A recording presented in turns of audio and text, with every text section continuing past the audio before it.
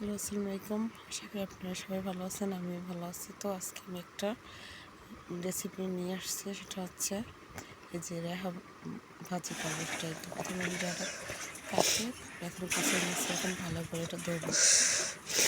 তো পানি হয়ে গেলে এটা আমি ভালো করে মশলা কষিয়ে রান্না করবো। তো আমাদের গ্রাম গায়ে বেশিরভাগই কিন্তু আমরা নিরামিষ থাকবো, কারণ যেখানে বেশি মাছ মাংস পাওয়া যায় না। নিজের তো গ্রামে আমার বয়সটা শুনে কেউ আজকে গ্রামে যান, আমি কিছুদিন ধরে খুবই অসুস্থ।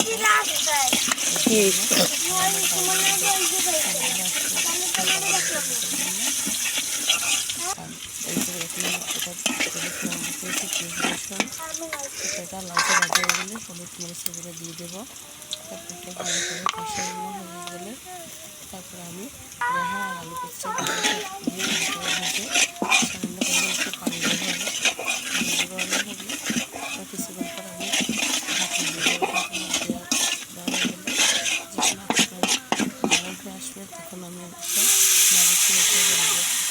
তো আমার রান্না কিন্তু খুব ভালো লাগে। এখন যে গরম পড়েছে আমার রান্না করতে খুবই কষ্ট হয়। তো তোমাদের কার কার রান্না করতে ভালো লাগে একটু ভালো করে জানাবো।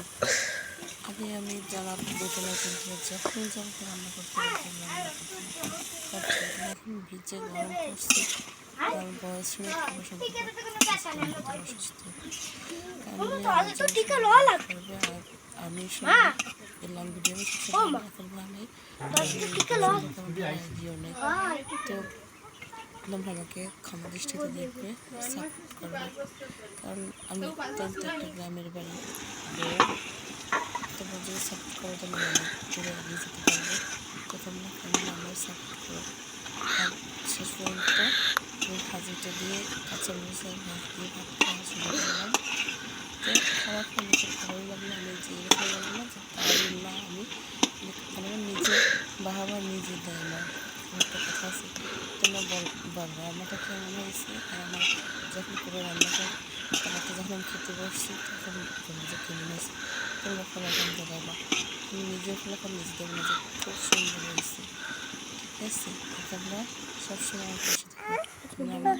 অনেকে ছোটো ভাই বড় ভাই আছে এরকম, তোমরা সাপোর্ট করো প্লিজ। চ্যানেলটা সাবস্ক্রাইব করে আমার জন্য দোয়া করো।